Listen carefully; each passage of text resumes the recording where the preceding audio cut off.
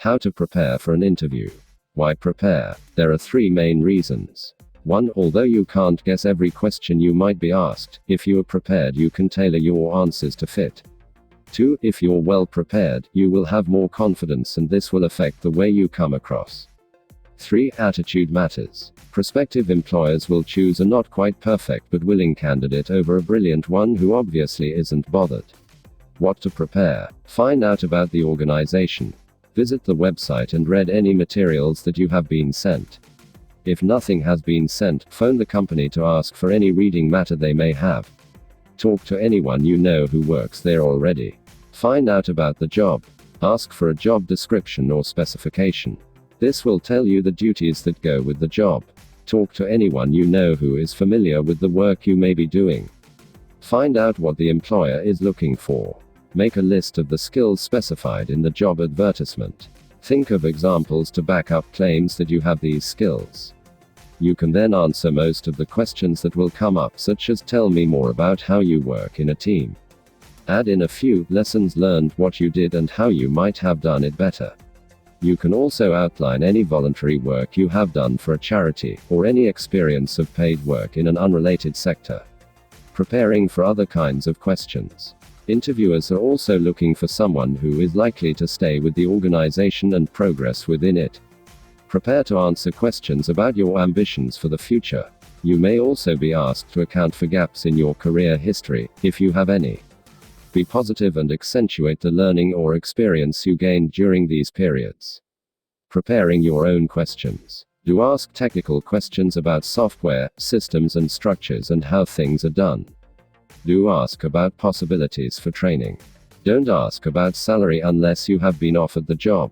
When you've prepared as much as this, you've got a good chance of success. Good luck. Read the text below and answer questions 22 to 27.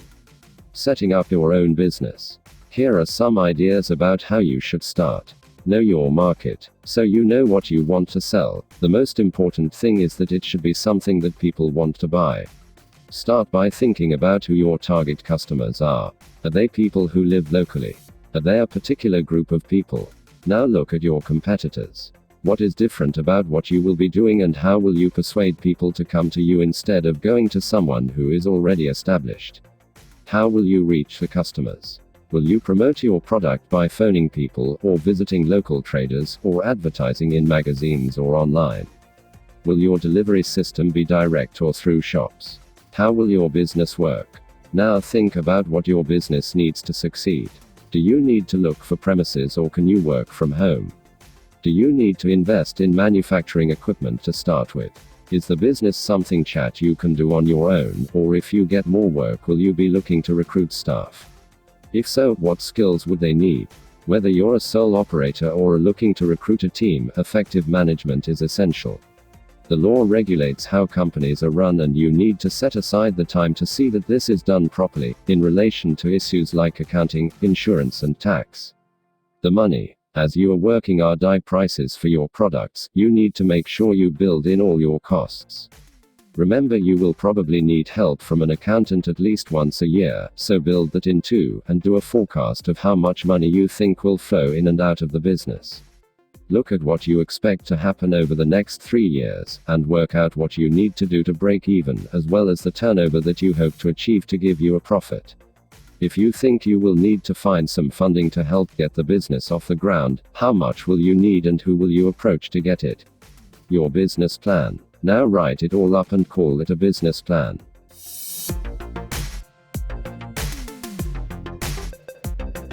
Questions 15 to 21. Complete the sentences below. Choose one word only from the text for each answer. Write your answers in boxes 15 to 21 on your answer sheet. 15. By preparing for your interview, you will gain blank, which will help you present yourself well. Answer: confidence. 16. Read through any documents you have received about the company and also go to their blank. Answer: websites. 17. Check the job description to find out what blank are involved in the post you have applied for.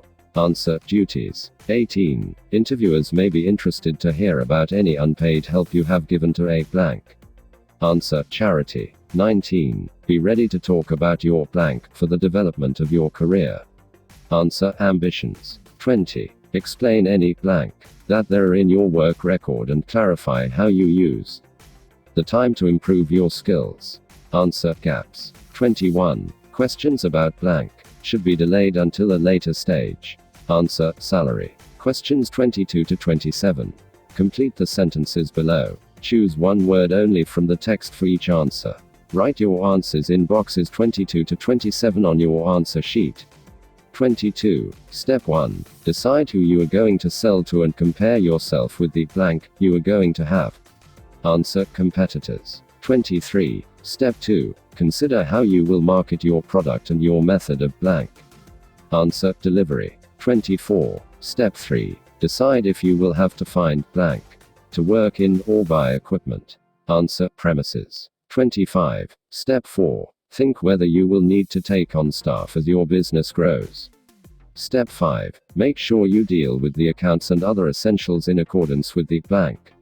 Answer: law. 26. Step 6. Calculate all the blank involved in your business when deciding how much to charge. Answer: costs. 27. Step 7. Calculate the turnover you're aiming for in order to make a profit in the first 3 years. Step 8. Consider if you require any blank to start your business, and where to find it. Answer: funding.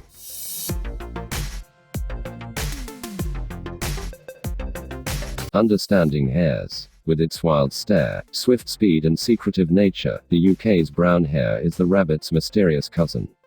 Even in these days of agricultural intensification, the hare is still to be seen in open countryside, but its numbers are falling. Like many herbivores, brown hares spend a relatively large amount of the time feeding. They prefer to do this in the dark, but when nights are short, their activities do spill into daylight hours. Wherever they live, hares appear to have a fondness for fields with a variety of vegetation, for example short as well as longer clumps of grasses. Studies have demonstrated that they benefit from uncultivated land and other unplowed areas on farms, such as field margins. Therefore, if farmers provided patches of woodland in areas of pasture as well as assorted crops in arable areas, there would be year-round shelter and food, and this could be the key to turning round the current decline in hare populations. Brown hares have a number of physical adaptations that enable them to survive in open countryside. They have exceptionally large ears that move independently, so that a range of sounds can be pinpointed accurately. Positioned high up on their heads, the hare's large golden eyes give them 360 degrees vision, making it hard to take a hare by surprise. Compared to mammals of a similar size, hares have a greatly enlarged heart and a higher volume of blood in the bodies, and this allows for superior speed and stamina. In addition, their legs are longer than those of a rabbit, enabling hares to run more like a dog and reach speeds of up to 70 km per hour. Brown hares have unusual lifestyles for their large size, breeding from a young age and producing many leverets babies. There are about 3 litters of up to 4 leverets every year. Both males and females are able to breed at about 7 months old, but they have to be quick because they seldom live for more than 2 years. The breeding season runs from January to October, and by late February most females are pregnant or giving birth to the first litter of the year. So it seems strange, therefore, that it is in March when the breeding season is already underway, that hares seemingly go mad, boxing, dancing, running and fighting. This has given rise to the age-old reference to Mad March hares. In fact, boxing occurs throughout the breeding season, but people tend to see this behavior more often in March. This is because in the succeeding months, dusk, the time when hares are most active, is later, when fewer people are about. Crops and vegetation are also taller, hiding the hares from view. Though it is often thought that they are males fighting over females, boxing hares are usually females fighting off males. Hares are mostly solitary, but a female fights off a series of males until she is ready to mate. This occurs several times through the breeding season because, as soon as the female has given birth, she will be ready to mate again.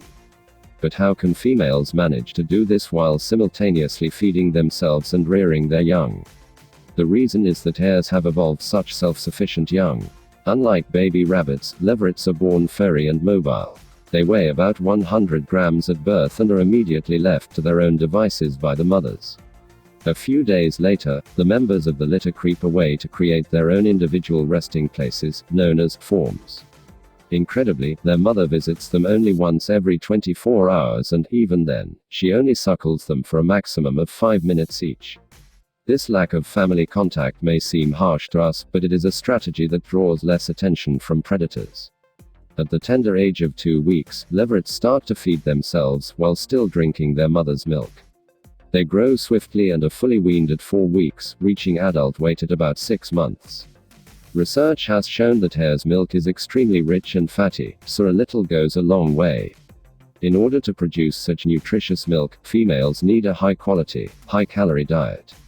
Hares are selective feeders at the best of times. Unlike many herbivores, they can't sit around waiting to digest low-quality food. They need high-energy herbs and other leaves in order to sprint.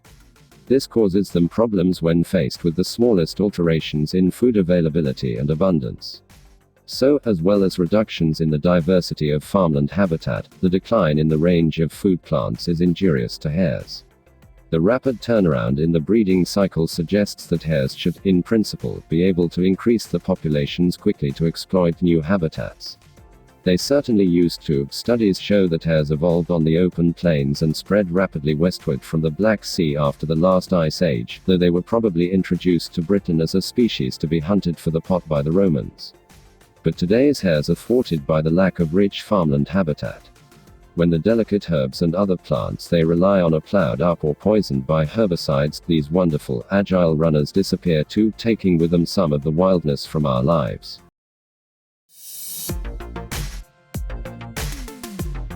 Questions 28 to 33.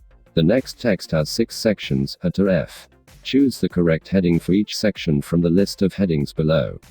Write the correct number, 1 to 9, in boxes 28 to 33 on your answer sheet. List of headings. 1. The need for population reduction. 2. The problem with being a fussy eater. 3. Reproductive patterns. 4. The need for further research. 5. A possible solution to falling numbers. 6. The fastest runners. 7. A rather lonely beginning. 8. A comparison between past and present survival rates. 9. Useful physical features. 28. Paragraph A.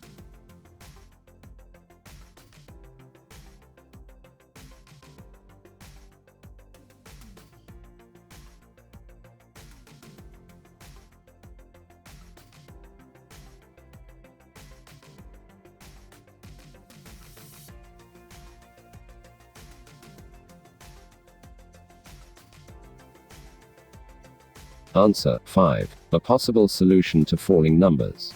29. Paragraph B.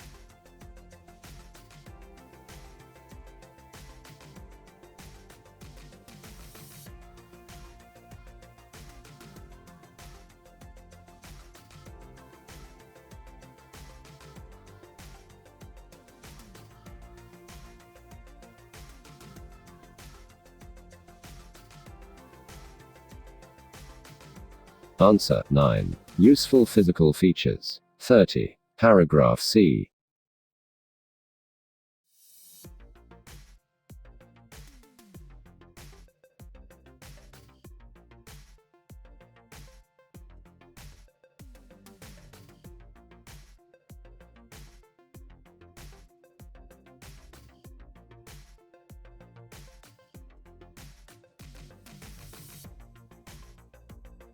Answer. 3. Reproductive patterns. 31. Paragraph D.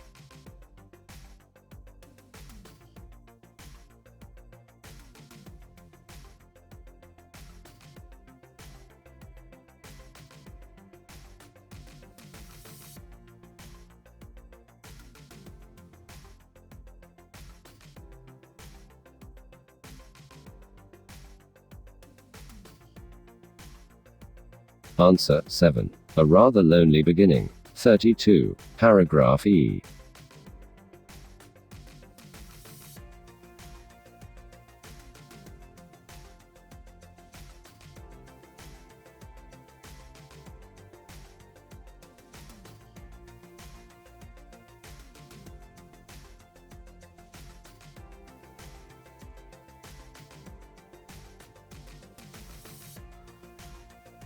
Answer 2. The problem with being a fussy eater.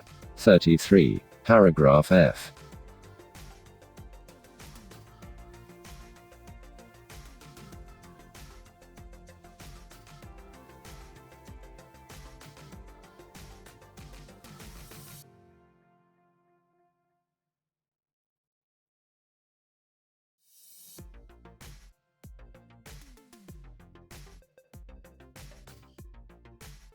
Answer 8. A comparison between past and present survival rates. Questions 34 to 36. Choose the correct letter A, B, C, or D. Write the correct letter in boxes 34 to 36 on your answer sheet. 34. According to the writer, what is the ideal habitat for hares? A. Open grassland which they can run across. B. Densely wooded areas to breed in. C. Areas which include a range of vegetation. D. Land that has been farmed intensively for years. Answer C. Areas which include a range of vegetation. 35. When leverets are living alone, they are not visited often by the mother because A. This helps to protect them from being eaten by other animals. B. The forms are so far apart. C. They are very energetic from a surprisingly early age. D. They know how to find their own food from birth. Answer A. This helps to protect them from being eaten by other animals. 36. What does the writer suggest about the adult hare's diet? A. They need some plants with a high fat content. B. They need time to digest the plants that they eat. C. It is difficult for them to adapt to changes in vegetation. D. It is vital for them to have a supply of one particular herb. Answer C. It is difficult for them to adapt to changes in vegetation. Questions 37 to 40. Complete the summary below. Choose one word only from the text for each answer. Write your answers in boxes 37 to 40 on your answer sheet. Brown hares. The brown hare is well known for its ability to run fast, at speeds of up to 70 km per hour, largely due to the length of its legs as well as the unusual size of its heart. An increased amount of blood also gives it the necessary to continue running fast for some time. A running hare resembles the more closely than its relative, the rabbit. The hare has some other characteristics that help it to avoid capture. The first is its excellent all-round. This means that predators cannot easily creep up behind it. Another feature is its ability to position its massive, separately, to sense the slightest indication of danger. Answer 37. Stamina, energy. 38. Dog. 39. Vision. 40. Ears.